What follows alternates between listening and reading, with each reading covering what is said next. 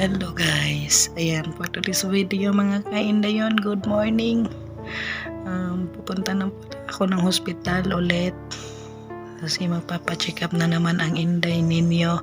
So 3 beses na ako pumunta ng hospital, babalik na naman ako doon.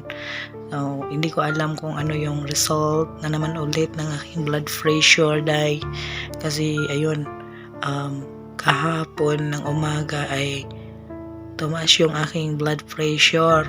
Tapos yun, bumalik kami sa alas 3, wala daw doktor, kaya umaga na lang.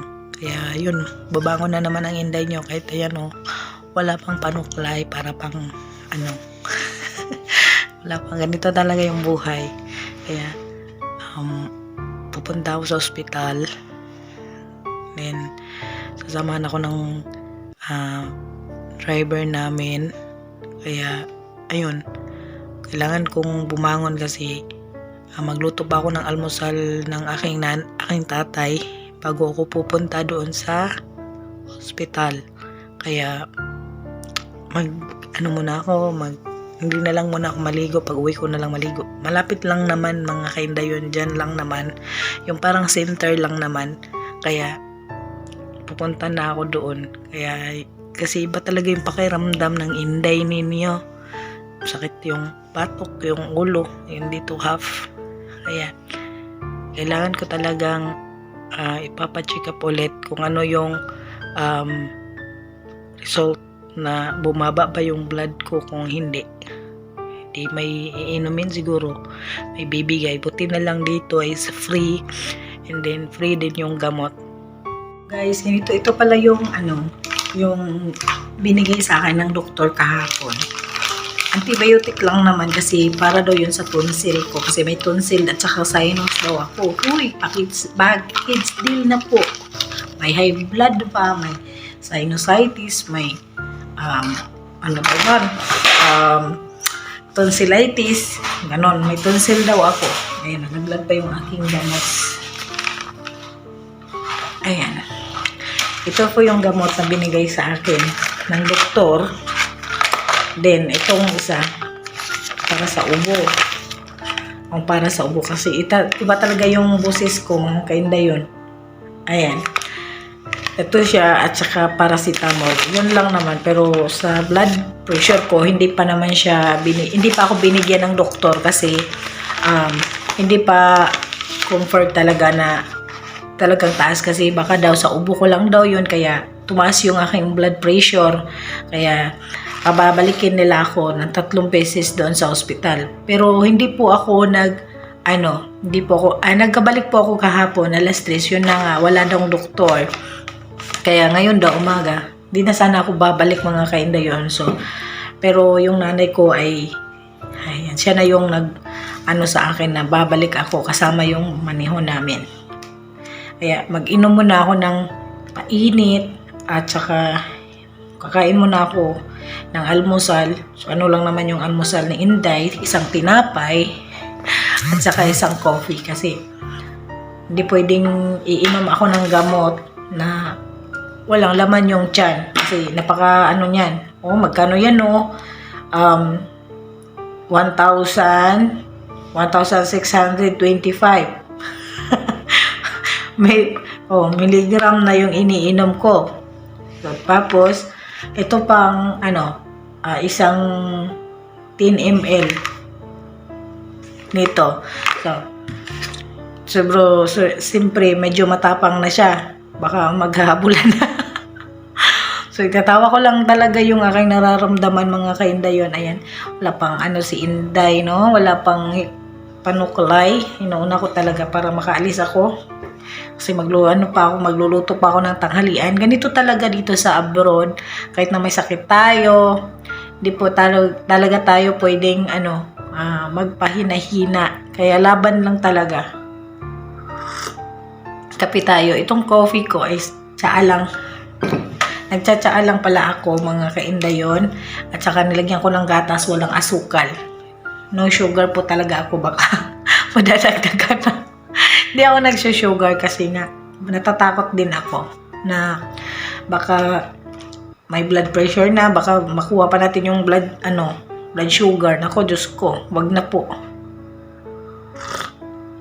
Kaya, ayun, siguro sana hindi na tataas yung dugo ko para hindi na kami babalik dun. Kasi malapit lang naman, pwede lang naman lakarin. Yan lang. Kaya pala siguro kahapon mga kainday yun, yung nararamdaman ko, napakabigat talaga ng ulo ko. Din doon sa information, hindi pa ako nagpunta. Umupo pa talaga ako ng mga siguro 20 minutes. Umupo pa talaga ako doon kasi iba talaga yung pakiramdam ko mga kainday yun. Hindi ko naman alam no na nagtaas pala yung dugo ko kasi kumpiyansa lang kasi ako. Kasi lahat ng first time ko ngayon lang to na tumaas yung aking blood pressure. Kasi last talaga mga 120, 110, ganun lang talaga yung aking blood pressure. Kaya nabigla ako kahapon nung sinabi ng doktor na babalik ka mamayang alas 3 ng hapon kasi i-check ko ulit yung blood pressure mo kasi sobrang taas. Sabi ko, hala, bakit ganun? Hindi ko talaga na-expect mga kainday yun na ganun ang mangyayari. Kaya pala nagising ako, maagang-aga pa talaga ako gumising kasi sobrang, yung parang pumutok na talaga yung ulo mo na sa sobrang bigat, sakit, yung ganun yung nararamdaman. Kaya sinabi ng doktor, buti lang daw hindi ako nahihilo. Anong hindi nahihilo, Dok? Ako'y umupo pa bago ako nagpaano sa information.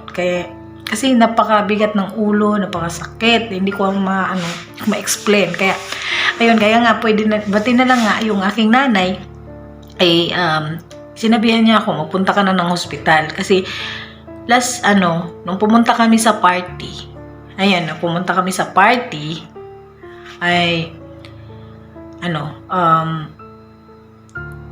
pumunta kami sa party na napakahirap akong huminga.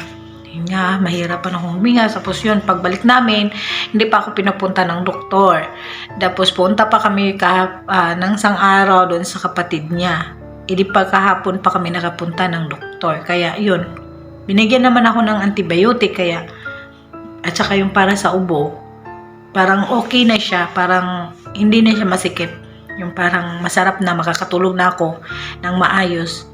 Hindi katulad nung nakarang araw na hindi talaga ako nakatulog mga kainday yun sa sobrang masakit talaga yung ulo, yung pag-ubo. Kaya ngayon sana hindi na ako mataas yung aking blood pressure.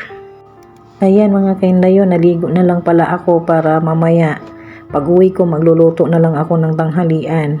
Kasi 10:30 pa naman pala yung lakad namin, kaya naligo na lang ako. Kasi yung aniho namin nagtawag sa akin na 10:30 daw kami aalis papuntang hospital, mga kainday yon. Kaya para fresh yung mukha ni Inday nyo, hindi haggard pupunta doon. Pero ayan, high blood pala yan si Inday, kaya naligo. Kasi magluto pa ako ng tanghalian namin mga kainday yon. Na hirap naman na hindi natin magluto. Kahit may sakit tayo, magluluto pa rin tayo para sa ating mga amo. Yan, paganda pa si Inday. Ayan, sige, hala, sige, nud. Kailangan nating magpaganda para fresh tayo pumunta doon. Ayan talaga yung buhay mga kainday yun, no?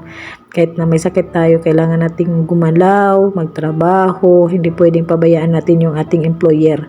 Kasi sila yung nagsasahod natin. Everyday silang nag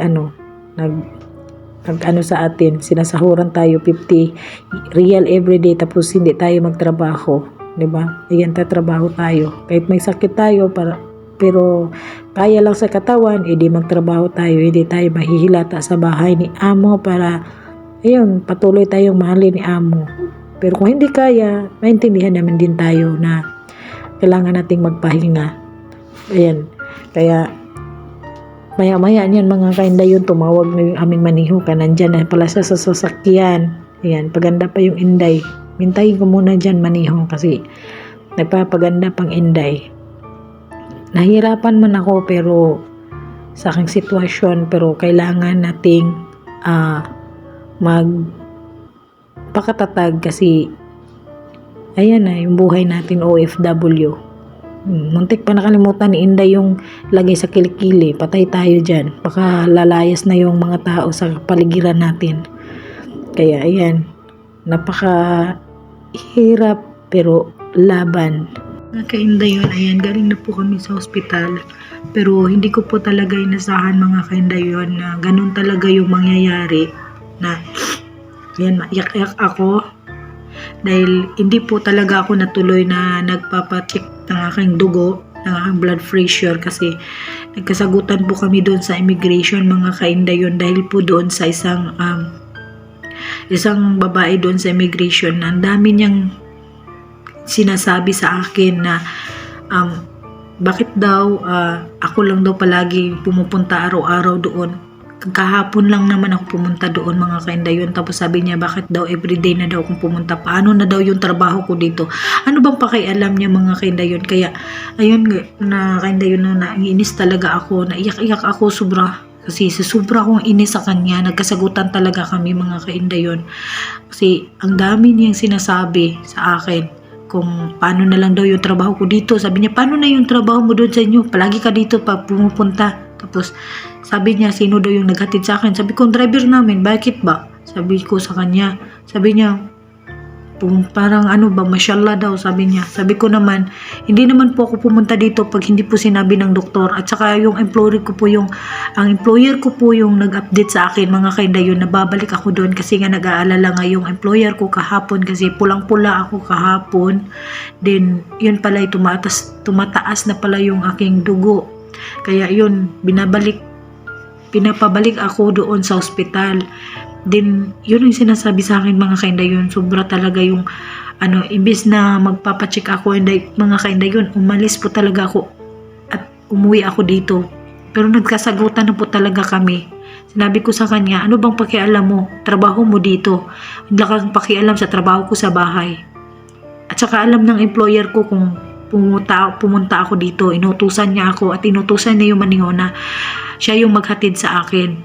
Kasi nahihirapan na din po kasi yung employer ko mga kainday yun maglakad ng medyo malayo. Kaya, ayun. Kaya, ako lang mag-isa. Dala ko na yung ikama ko. Kaya yun mga kainday yun na sobra talaga para talaga akong hindi ako na-check kung yung blood pressure ko pero na high blood talaga ako sa kanya mga kainday yun. Kasi ang sabi niya, mashallah daw, bakit manihulang daw yung Akala siguro niya mga kainday yun, tumakas ako. Hindi naman ako talagang lumalabas. At saka mayroon akong proof dito na yung employer ko is nagsasabi talaga sa akin na babalik ako sa ospital. Mayroon talaga akong proof pero hindi ko talaga na kanina. Sa sobrang inis ko mga kainday yun, umalis talaga ako doon. Pinahiya niya ako doon sa maraming tao. Pinahiya ko rin siya kasi sinabihan ko siya, ano bang pakialam mo sa employer ko? Ikaw ba yung nagsasahod sa akin? Ba't nang dami mo sinasabi? Wala nga yung pakialam yung employer ko. Sinasabi ko talaga sa kanya mga kainday yun. Hindi ko talaga napigilan yung sarili ko. Nasagot-sagot ko talaga siya kasi alam mo na yung may nararamdaman ka tapos ganon-ganonin ka pa. Diba? Panoorin nyo naman at saka pakinggan ninyo yung aking video, yung voice message ng amo ko mga kainday yun. Grabe.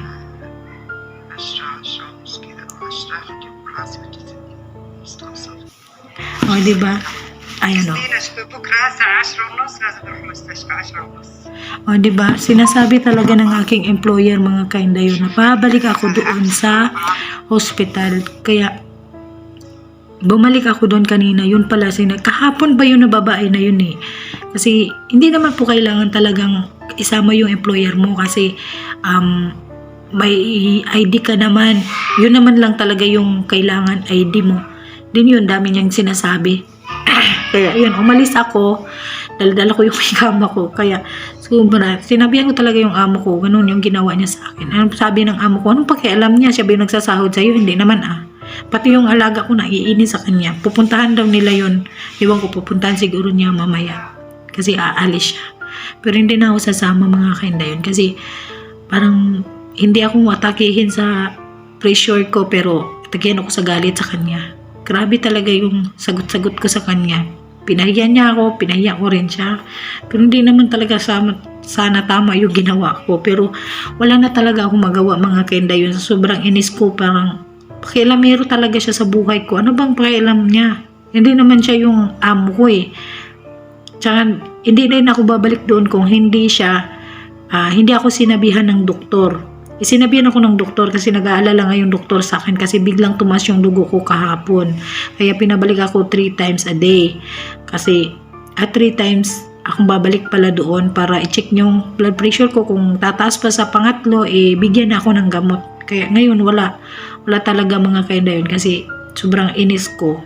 Hindi mo naman pwedeng pabayaan ko yung babae na yun. Kala niya Pilipina ako, aapi-apihin niya ako. Anong karapatan niya? Wala siyang karapatan na aapihin ako. Hindi siya yung employer ko mga kainday yun. Kahit employer mo, wag kang magpapaapi. Kaya, yun mga kainday yun. Wala talaga, hindi talaga ako na-check. Sa sobrang inis ko, sarap talagang dabog doon, sarap iiyak sa sobrang inis ko. Kasi ang dami niyang sinasabi na masasakit para sa akin mga kainday yun.